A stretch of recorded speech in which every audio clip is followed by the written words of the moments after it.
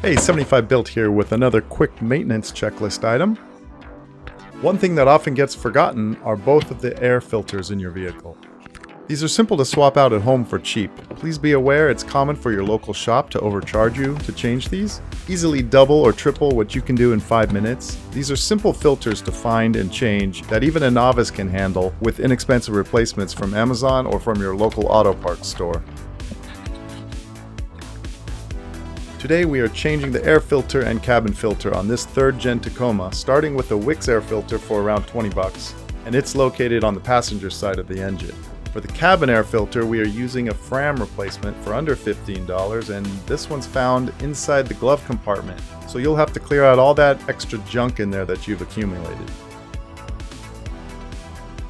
Remember, these are important to change. You'll find a lot of dirt, leaves, and bugs that clog up these filters and affect your air quality as well as your engine performance.